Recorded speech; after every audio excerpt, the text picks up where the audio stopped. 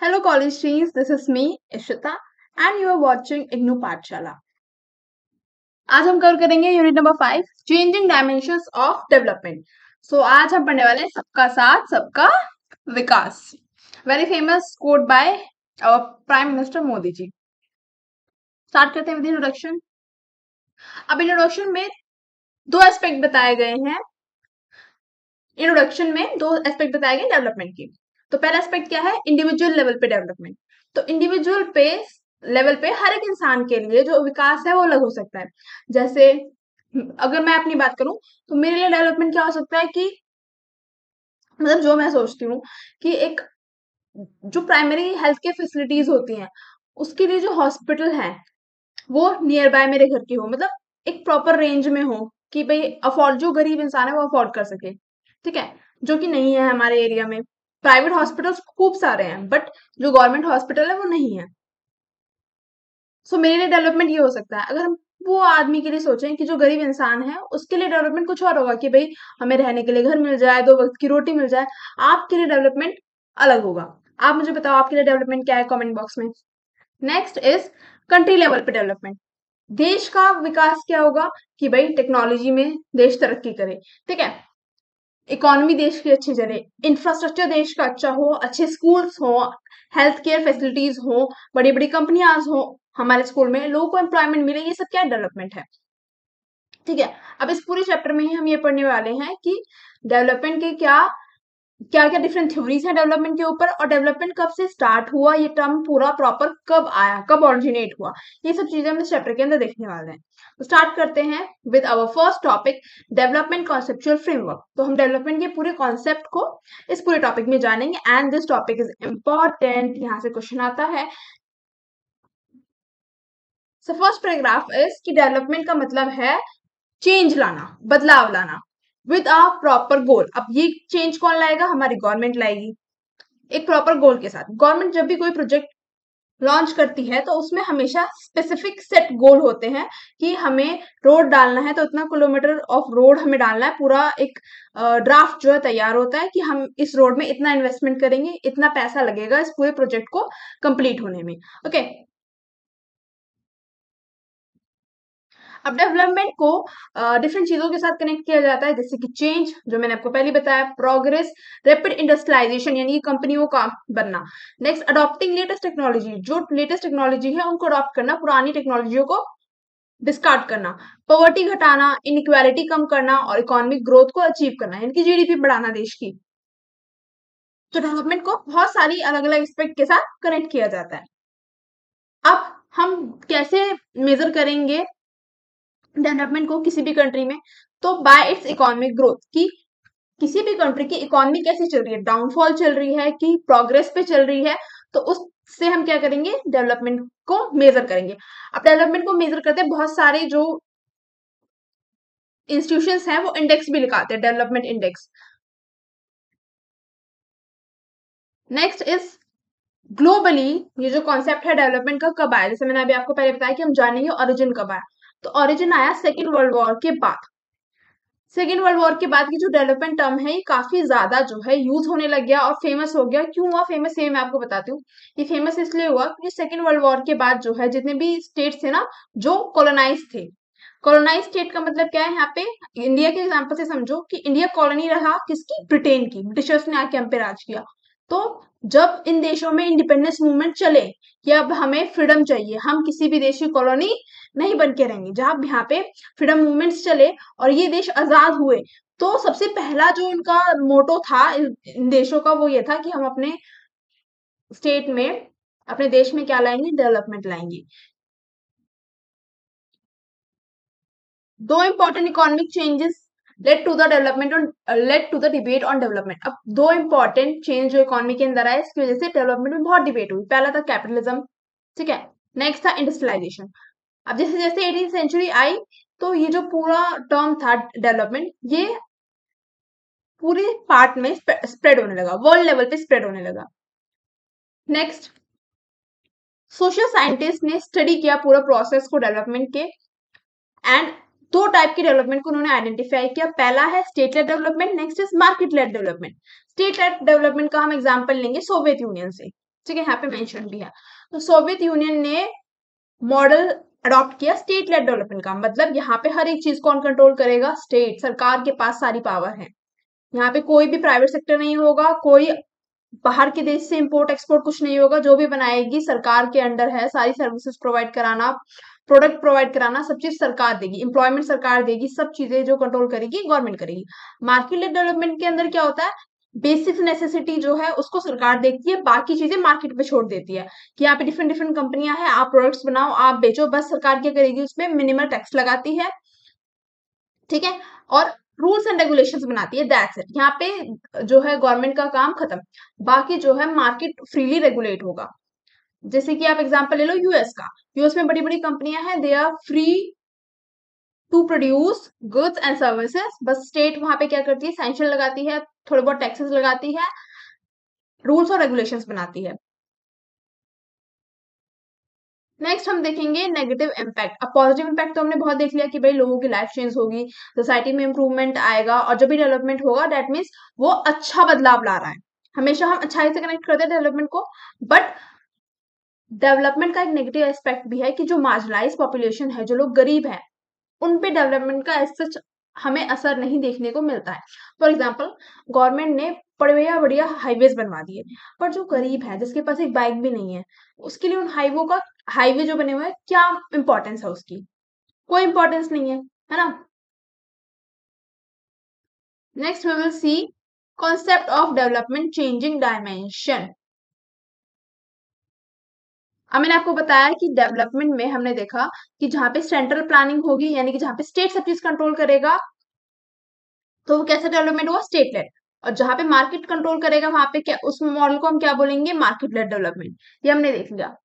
अब यहाँ पे जो एक टेबल दी गई है, ये इतनी ज्यादा इंपॉर्टेंट है नहीं, अगर आपको पढ़ना है पढ़ लो। इस टेबल में सिर्फ इतना बताया गया है कि जो मीनिंग है डेवलपमेंट का, वो कैसे टाइम टू टाइम इवॉल्व हुआ है, और उसको डिफरेंट डिफरेंट चीजों से जोड़ा गया है, स्टार्टिंग हुई थी इंडस्ट्रियलाइजेशन से। ओके,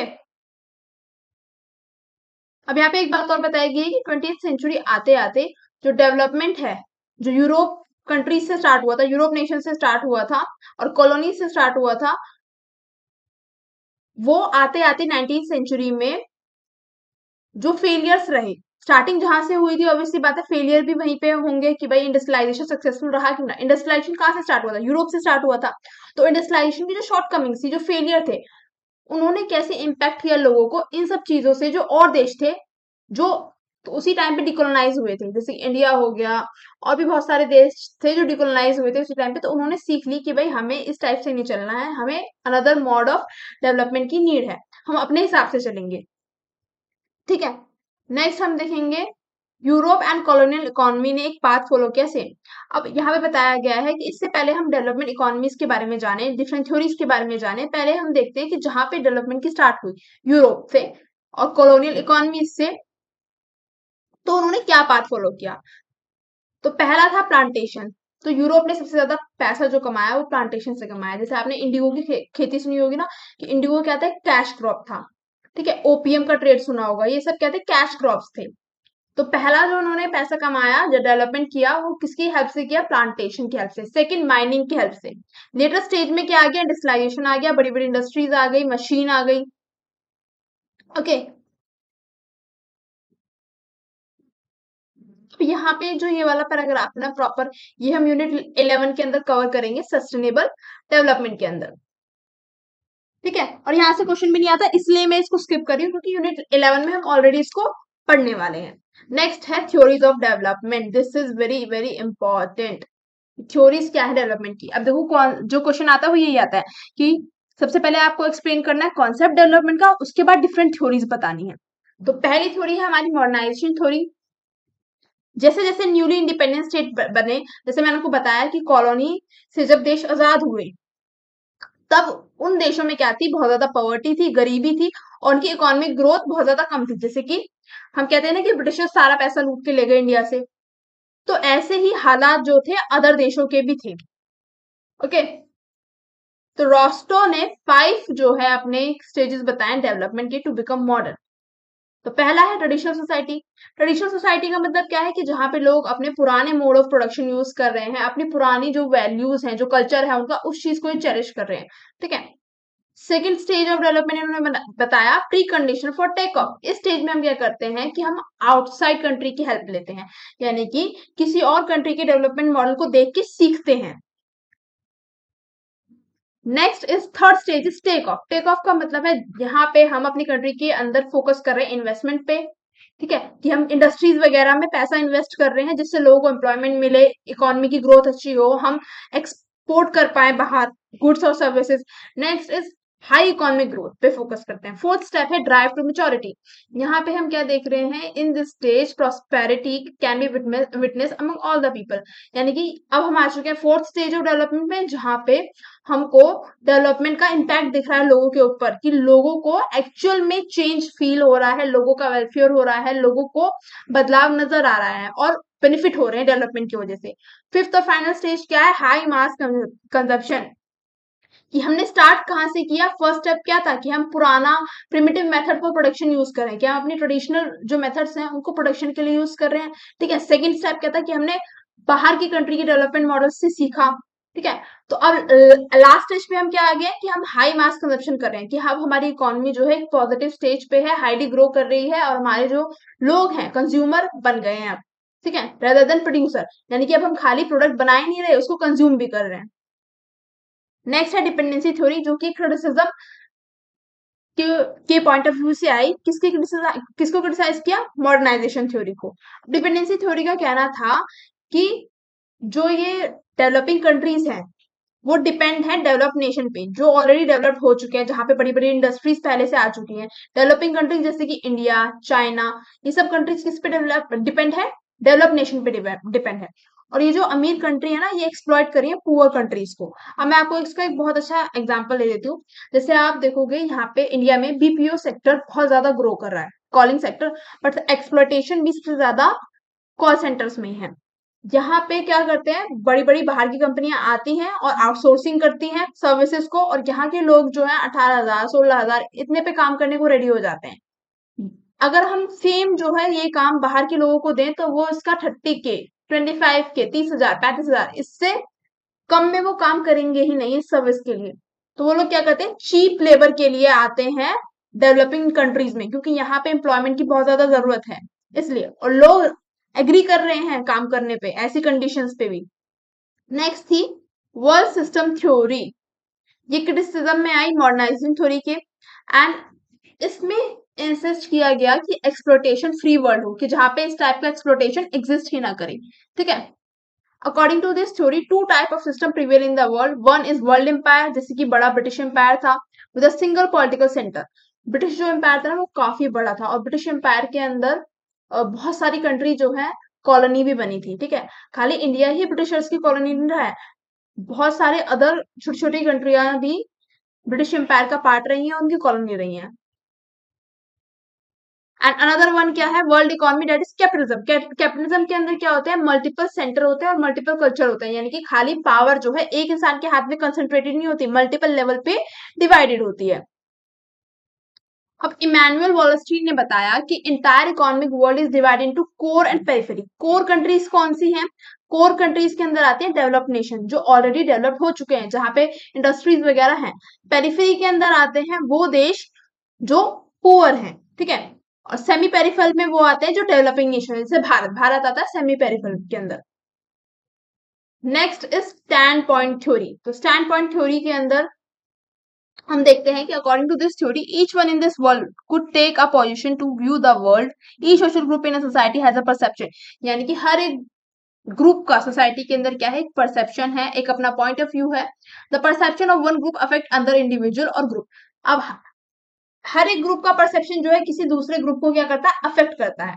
अब स्टैंड पॉइंट थ्योरी कहती है कि जो प्रिविलेज क्लास है position in the society provide limited understanding. अब इस पॉइंट से मतलब क्या है, इस पॉइंट से ये मतलब है कि मान लो जो रिच क्लास है सोसाइटी का, जिसके पास बहुत पैसा है ना, उसका जो पॉइंट ऑफ व्यू होगा वो अलग होगा, वो शायद वो शायद अलग टाइप ऑफ डेवलपमेंट चाहेगा, बट जो एक गरीब इंसान है उसका पॉइंट ऑफ व्यू डेवलपमेंट की तरफ अलग होगा, और जो मिडिल क्लास है उसका अलग होगा। तो इन्होंने बताया कि हर एक ग्रुप का सोसाइटी के अंदर क्या है, डिफरेंट पीओवी होता है और वो आपस में एक दूसरे को इम्पैक्ट करते हैं। अब इसका मैं एक एग्जांपल और दे दूं कि फॉर एग्जांपल कोविड के टाइम पे जो बड़ी बड़ी रिच क्लास थी, है ना, जो अमीर लोग थे, उन पे शायद इतना इम्पैक्ट नहीं पड़ा जितना जो है कॉमन जनता पे पड़ा, चाहे वो मिडिल क्लास हो चाहे वो गरीब हो। ठीक है, तो मेरा यही कहने का मतलब है कि जो रिच का जो सेट ऑफ माइंड होगा वो अलग होगा, जो मिडिल क्लास का होगा वो अलग होगा, जो पुअर पीपल का होगा, मार्जिनलाइज का होगा, वो अलग होगा टुवर्ड्स डेवलपमेंट। अब हम देख लेते हैं अप्रोचेस क्या है डेवलपमेंट की। अब ये भी पूछा जाता है, यही दो इंपॉर्टेंट क्वेश्चन जो इस चैप्टर से आते हैं, बाकी और कहीं से क्वेश्चन आता नहीं है, दो ही पूछे जाते हैं, एक थ्योरी वाला और एक ही डेवलपमेंट वाला। तो नेक्स्ट है न्यू लिबरलिज्म। तो एडम स्मिथ बिलीव करते हैं free market and minimal government interference के अंदर। तो न्यू लिबरलिज्म का आइडिया कहता ये है कि एक ऐसी इकोनॉमी, ठीक है, या एक ऐसा स्टेट जहां पर मार्केट्स जो है फ्रीली रन हो और गवर्नमेंट जो है सिर्फ गवर्नमेंट का जो नाम का रोल हो उसके अंदर, कि गवर्नमेंट क्या कर रही है, सिर्फ रूल्स एंड रेगुलेशन बना रही है, ओके, एंड मार्केट को फ्रीली रेगुलेट होने दे रही है, सिर्फ कुछ टैक्स वगैरह लगा रही है। ऐसा नहीं है कि पूरा कंट्रोल अपने हाथ में ले रही है कि प्रोडक्ट भी मैं ही बनाऊंगा सर्विसेज भी मैं ही प्रोवाइड कराऊंगा। ठीक है,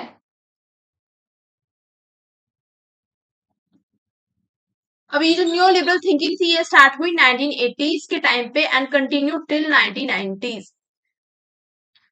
न्यू लिबरलिज्म के अंदर हमें पॉलिसीज देखने के लिए मिलती है, world bank, international monetary fund, ये सब जो इंस्टीट्यूशन थी ना, ये भी यही चाहती थी कि गवर्नमेंट का जो रोल है वो इकोनॉमी के अंदर कम हो जाए।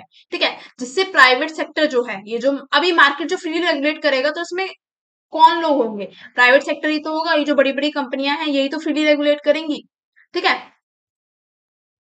नेक्स्ट, यहाँ पे बताया गया है कि market free problem create it will solve by market itself, यानी कि अगर जब मार्केट फ्री रेगुलेट करेगा, अगर उसमें कोई भी प्रॉब्लम आएगी तो वो मार्केट खुद ही सॉल्व करेगा। अब यहीं पे आ जाता है नेगेटिव इम्पैक्ट, अगर हम मार्केट को खुली छूट दे देंगे तो वो अपने प्रोडक्ट का प्राइस कुछ भी रख सकते हैं फिर तो, है ना, वो 30 की चीज को 50 में बेच दें, है ना। तो एमआरपी क्यों दी जाती है, एमआरपी इसलिए दी जाती है कि भाई ये मैक्सिमम रिटेलिंग प्राइस है, इससे ऊपर आप नहीं बेच सकते अपने प्रोडक्ट को। ठीक है, तो ये जो रूल्स एंड रेगुलेशन है ये इसलिए ही गवर्नमेंट ने लगाए हैं कि जो मार्केट है अपनी ताकतों का मिसयूज ना कर सके। नेक्स्ट हम देखेंगे स्ट्रक्चरलिज्म। स्ट्रक्चरलिज्म कहता है कि according to structuralism, market activities lead to the establishment and reinforcement of different structure instead of economic growth. Apart from market, there are various structure. अब market के अलावा भी कुछ चीजें हैं जो डेवलपमेंट में कंट्रीब्यूशन देती हैं, जैसे class, caste and gender in society. It is important to consider them as a economic growth for development. अब जरूरी है कि हम खाली मार्केट पे फोकस ना करें, बल्कि अदर एस्पेक्ट ऑफ सोसाइटी पे भी फोकस करें, जैसे क्लास, कास्ट, जेंडर हो गया। ठीक है, some may benefit from market based economic growth due to their distinctive structure characteristics, other may not। यानी कि स्ट्रक्चरलिज्म कह रहा है कि कुछ लोगों को हो सकता है मार्केट बेस्ड इकोनॉमिक ग्रोथ से फायदा मिले, बट जो अदर लोग हैं सोसाइटी के उनको शायद ना मिले, है ना। अब ये रिस्पॉन्सिबिलिटी किसकी है, गवर्नमेंट की है कि जो डिस्ट्रीब्यूशन है वेल्थ का वो फेयरली हो। ऐसा नहीं है कि जो लोग मार्केट में इन्वॉल्व हैं खाली वो ही उन्हीं लोगों को फायदा हो, बल्कि जो लोग नहीं इन्वॉल्व है उन लोगों को भी फायदा हो वेल्थ का। ठीक है, नेक्स्ट हम देखेंगे इंटरवेंशनिज्म।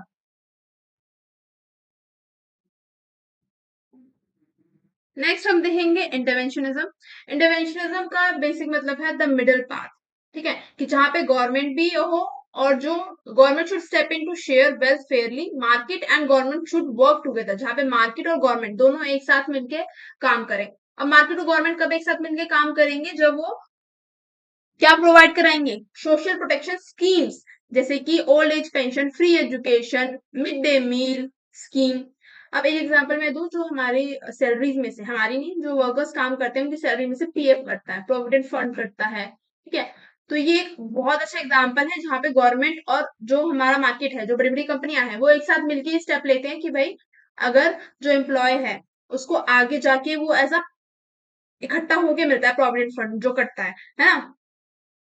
नेक्स्ट इज डिफरेंट स्कीम जो सक्सेसफुल रही हैं, जहां पे हमें गवर्नमेंट और मार्केट दोनों की साझेदारी देखने के लिए मिली है, वो है एमजी उज्ज्वला स्कीम। ठीक है, mid day meal scheme. Next है people centered approach. People centered approach focus करती है ह्यूमन डेवलपमेंट के ऊपर, कि लोगों का डेवलपमेंट कितना हो रहा है, ना कि खाली पॉलिटिकल या सोशल डेवलपमेंट के ऊपर कि भाई इंफ्रास्ट्रक्चर अच्छा हुआ नहीं हुआ, बदलाव आया नहीं आया। इस चीज से हटके वो फोकस करते हैं ह्यूमन राइट्स के ऊपर कि भाई लोगों के राइट्स, लोग कितने अवेयर हो रहे हैं अपने राइट्स की तरफ, सिस्टम में कितनी ट्रांसपेरेंसी है, करप्शन हो रहा है या नहीं हो रहा है। ठीक है, अगर करप्शन हो रहा है तो लोग अवेयर हो पा रहे हैं कि हाँ भाई, अगर ये प्रोजेक्ट आया, अगर 50 लाख का ये प्रोजेक्ट था, तो वो 50 लाख रुपए कहाँ गए। ठीक है, क्या वो सही से यूटिलाइज किए गवर्नमेंट एम्प्लॉयज ने, जो गवर्नमेंट में काम कर रहे हैं उन लोगों ने वो 50 लाख रुपए सही से इन्वेस्ट किए, सही से उस प्रोजेक्ट पे लगाए, उसका उतना बेनिफिट आया, या वो लोग खुद करप्शन में खा गए। ठीक है, तो ट्रांसपेरेंसी होना इज वेरी वेरी इंपॉर्टेंट। अब good governance propose to concrete on ensuring human right. Good governance ensure करती है कि लोगों के पास अपने राइट्स होने चाहिए, प्रॉपर फंक्शनिंग होनी चाहिए रूल ऑफ लॉ की, यानी जो हमारा कॉन्स्टिट्यूशन है, डेमोक्रेसी स्ट्रेंथन होनी चाहिए और ट्रांसपेरेंसी प्रमोट होनी चाहिए। नेक्स्ट हम देखें, अब हम कैसे पता लगा पाएंगे कि अगर कोई भी प्रोजेक्ट हो रहा है, ठीक है, अगर कोई भी प्रोजेक्ट गवर्नमेंट लॉन्च कर रही है तो वो सही से इम्प्लीमेंट हो रहा है नहीं हो रहा है। तो एक एग्जांपल हम लेते हैं लोकल पार्टिसिपेशन का, कि कैसे कॉमन जनता पार्टिसिपेट कर सकती है। तो 73rd अमेंडमेंट में मैं बार बार बता चुकी हूँ, क्या आई हमारी पंचायती राज सिस्टम आया प्रॉपर। तो ग्राम सभा अलाउ करती है वोटर्स को कि decide who get government benefit. अब इसका मतलब क्या है, अगर एक गांव के अंदर ग्राम सभा है, ठीक है, तो उस ग्राम सभा में मेंबर होते हैं, गांव के ही मेंबर होते हैं, और वो ठीक है, वो सब लोग बैठ के मीटिंग करते हैं, डिसाइड करते हैं कि भाई गांव का ऐसा कौन सा इलाका है जो बहुत ही ज्यादा पीछे है। ठीक है, तो वहां पे क्या डेवलपमेंट होना चाहिए, ऐसे कौन कौन से एरिया है गांव में जहाँ पे लाइट की आवश्यकता ज्यादा है। तो इस टाइप की चीजों को आइडेंटिफाई करती है हमारी ग्राम सभा। अब ग्राम सभा ये जो आइडेंटिफाई कर रही है इश्यूज कि भाई लाइट कहाँ पे है या नहीं है, कहाँ पे लगानी है, तो अब इस चीज की वो गवर्नमेंट से अपील करेगी, है ना, जो उनके ऊपर अथॉरिटीज है उनसे बोलेगी कि भाई इतनी लाइट की इस गांव में आवश्यकता है, अब आप हमें लगाने की अनुमति दें। तो वहां से फंड आएगा, पैसा आएगा, तब वो उन लाइट्स को इंस्टॉल करवाएंगे। अब जो कॉमन जनता है वो कैसे जान पाएगी कि भाई वहां से कितना पैसा आया था, उन्होंने कितना पैसा खर्च किया। तो एक टूल होता है सोशल ऑडिट, आरटीआई के तहत, राइट टू इंफॉर्मेशन एक्ट 2005 के तहत हम पता लगा सकते हैं कि जो हमारी पंचायत है, ठीक है, ग्राम सभा है, उन वार्ड लेवल पे जो डेवलपमेंट करने का वादा उन्होंने किया, और वो डेवलपमेंट किया भी कि भाई लाइट्स लगा दी, तो कितना पैसा आया था, कितना उन्होंने खर्च किया, वो सारा वो जो प्रॉपर प्रोजेक्ट है वो सोशल ऑडिट के थ्रू देख सकते हैं। नेक्स्ट स्कीम है एनजीनरेगा, बिगेस्ट एंटी पॉवर्टी प्रोग्राम। ठीक है, ये बहुत इंपॉर्टेंट स्कीम है, जिसके अंदर गवर्नमेंट इंश्योर करती है 100 दिन का रोजगार टू रूरल हाउस होल्ड, गांव के इलाके में जो लोग अनस्किल हैं, मैनुअल लेबर हैं, गांव खेतों में काम करते हैं, कॉन्ट्रेक्चुअल बेसिस पे लेबर लेबर वगैरह का काम करते हैं। तो यहाँ पे गवर्नमेंट क्या करती है, 100 डेज का रोजगार जो है आपको प्रोवाइड कराती है। अगर वो रोजगार जॉब नहीं प्रोवाइड कराती तो आपको पैसा प्रोवाइड कराती है, 100 दिन की मजदूरी का। ठीक है, अब ये जो पूरा स्कीम है ये इम्प्लीमेंटेशन हो पाया because of active participation of people in the gram sabha for the proper selection of work site and beneficiary. Beneficiary का मतलब होता है कि किन लोगों को इससे हेल्प मिलनी चाहिए। इसी की वजह से जो प्रोग्राम है सक्सेसफुल हो पाया। तो यहाँ पे क्या पता चल रहा है कि लोग जो है अवेयर हो रहे हैं अब, कि अगर सरकार कोई स्कीम निकाल रही है तो हमें उसका यूज कैसे करना है, ठीक है, कैसे हम उससे बेनिफिट पा सकते हैं। नेक्स्ट है सस्टेनेबल डेवलपमेंट। सस्टेनेबल डेवलपमेंट बात करता है कि development at meet the need of today without ruining the ability of future generation, यानी कि इस टाइप का विकास जो अभी प्रेजेंट टाइम की जनरेशन की भी नीड को, आवश्यकताओं को पूर्ण करे, एज वेल एज आने वाली जनरेशन की नीड को भी पूरा कर सके। ठीक है, ऐसा नहीं है कि हम सारे रिसोर्सेज को अभी यूटिलाइज कर लें, जो आगे आने वाले जनरेशन है उसके लिए कुछ बचे ही ना। तो ये डिसाइड हुआ जब ब्रिटेन कमीशन हुई इन्वायरमेंट और डेवलपमेंट के ऊपर, और उन्होंने अपनी एक रिपोर्ट तैयार की, अवर कॉमन फ्यूचर, जहां पे सभी देश अपना कॉमन फ्यूचर की तरफ जो है ध्यान दे रहे हैं, कि डेवलपमेंट तो इतना ज्यादा हो रहा है कि हम सारे रिसोर्सेज को यूज किए जा रहे हैं एंड आगे के लिए नहीं सोच रहे हैं। नेक्स्ट हम देखेंगे human development approach. Human development approach put people first, a healthy economy, good education, यानी कि ह्यूमन डेवलपमेंट में हम सेंट्रिक बात कर रहे हैं, ह्यूमन सेंट्रिक, लोगों कह रहा हूं कि लोगों की एक ऐसी इकोनॉमी हो जो लोगों के लिए हेल्दी हो, जहां पे लोगों के लिए एजुकेशन हो अच्छी खासी, लोगों के लिए जॉब अपॉर्चुनिटीज हो, अच्छी हेल्थ फैसिलिटीज हो, फिजिकली लोग सेफ सेफ फील करें, ठीक है, चोरी चकारी, ये जो रेप वगैरह होते हैं, गुंडागर्दी, ये सब चीजें ना हो, और एक डेमोक्रेटिक गवर्नमेंट हो जहां पे अगर कुछ गलत हो तो लोग अपनी आवाज उठा पाए। अब अमर्त्य सेन ने बोला कि true development is not about countries total income, यानी कि एक सही या सच्चे डेवलपमेंट का मतलब ये नहीं है कि कंट्री की टोटल इनकम कितनी है, कि लोग कंट्री में कितना ज्यादा कमा पा रहे हैं, ठीक है, बल्कि it's about expanding human choice and freedom, कि लोगों के पास कितनी फ्रीडम है, लोगों के पास कितनी चॉइसेस हैं, ठीक है, लोग कितना वोकल आउट हो पा रहे हैं, कितना लोग बोल पा रहे हैं, जो भी इश्यूज वो फेस कर रहे हैं, ठीक है। इट्स अबाउट ह्यूमन डेवलपमेंट, कि लोगों का कितना विकास हुआ है। फिजिकल इंफ्रास्ट्रक्चर जो है उस पर तो आपने विकास कर दिया, बट गवर्नमेंट ने ह्यूमन डेवलपमेंट पे कितना काम किया है, लोग अपने आप को कितना डेवलप फील कर पा रहे हैं, उनके पास कितनी अच्छी जॉब है, कितनी अपॉर्चुनिटी है, कितनी एजुकेशन है, एंड सिविक सेंस है बेसिकली, ठीक है, कितना वो कितने जिम्मेदार नागरिक वो बन पाए हैं। यूएनडीपी क्या पब्लिश करता है, ह्यूमन डेवलपमेंट रिपोर्ट पब्लिश करता है एवरी एवरी ईयर, और ये बहुत ही ज्यादा इंपॉर्टेंट है फॉर किसके लिए, जितने भी कॉम्पिटेटिव एग्जाम है, ठीक है। सबसे पहली जो रिपोर्ट पब्लिश की थी वो की थी महबूब उल हक ने 1990 के टाइम पे, ठीक है, इससे ज्यादा इसमें इंपॉर्टेंट है नहीं। नेक्स्ट है मिलेनियम डेवलपमेंट गोल्स। तो मिलेनियम डेवलपमेंट गोल्स को 2000 में इंट्रोड्यूस किया गया था टू फाइट पॉवर्टी बाय 2015, की 2015 तक हम पॉवर्टी को हटा देंगे। अब इसके अंदर 8 गोल थे main. Eradicating poverty and hunger, poverty and hunger को खत्म करना, प्राइमरी एजुकेशन मुहैया कराना लोगों को, जेंडर इक्वालिटी और एम्पावर पे ध्यान करना। नेक्स्ट चाइल्ड मोर्टेलिटी रिड्यूस करना, यानी कि जो बच्चों की, छोटे बच्चों की डेथ हो जाती है उसको कंट्रोल करना। इंप्रूव करना मेटरनल हेल्थ, यानी कि जो प्रेग्नेंट लेडीज होती हैं उनकी हेल्थ पे ध्यान देना, इंप्रूवमेंट करना। नेक्स्ट HIV एड्स मलेरिया, इस टाइप की डिसीज को कॉम्बैट करना, इन टाइप की डिसीज को कम करना। इंश्योर करना एनवायरमेंटल सस्टेनेबिलिटी, इस्टेब्लिश करना global partnership for development. Global partnership मतलब वर्ल्ड लेवल पे जो सभी देश एक साथ मिलके इस पर्टिकुलर जो समस्या है इसकी तरफ काम करेंगी। नेक्स्ट है sustainable development goal. Sustainable development goals को 25 सितंबर 2015 में 193 कंट्रीज ने क्या किया, अडॉप्ट किया, कि हम 2030 तक ये गोल्स तो अचीव करेंगे, ठीक है, डेवलपमेंट के एजेंडा से। पहला गरीबी खत्म करना, तो ये गोल्स बहुत ज्यादा सिंपल है, ठीक है, आप एक ग्रेजुएशन लेवल के स्टूडेंट हो, आप उनको पढ़ के आसानी से जो है समझ सकते हो, फिर भी मैं बता ही देती हूँ, वीडियो लंबा होगा और कुछ नहीं।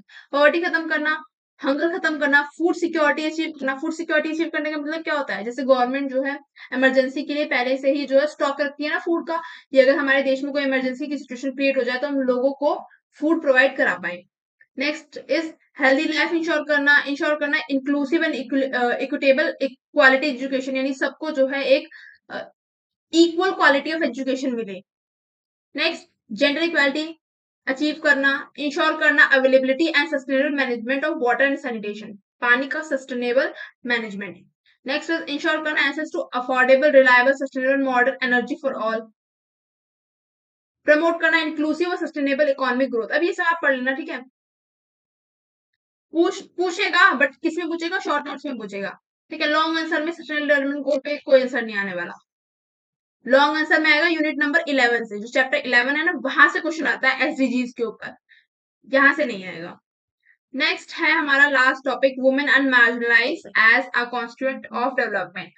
तो पुराने टाइम से ही वुमेन को डेवलपमेंट के अंदर बिल्कुल ही इग्नोर किया गया है, चाहे वो वर्ल्ड लेवल हो, चाहे वो हम अपने इंडिया के अंदर देख लें, ठीक है।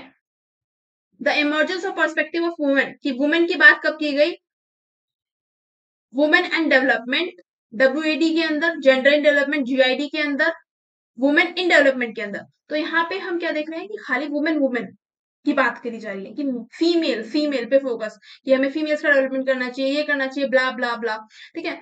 अब यहाँ से हम शिफ्ट हुए जेंडर डेवलपमेंट में, जब जेंडर इन डेवलपमेंट आया कि भाई खाली फीमेल्स के डेवलपमेंट की नीड नहीं है, ठीक है, जेंडर डेवलपमेंट की नीड है।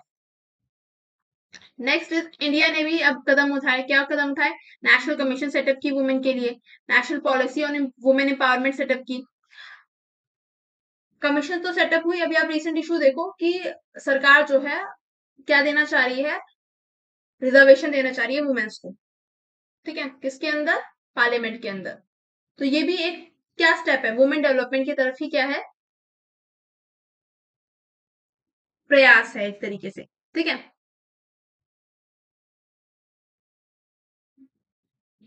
सो यहाँ पे हमारा चैप्टर एंड होता है। Thank you for watching the video. अगर आपको वीडियो अच्छी लगी तो do like share subscribe my channel. And इस चैप्टर के क्रक्स नोट जो कि मैंने खुद बनाए हैं वो आपको टेलीग्राम पे अवेलेबल हो जाएंगे, तो आप टेलीग्राम ज्वाइन कर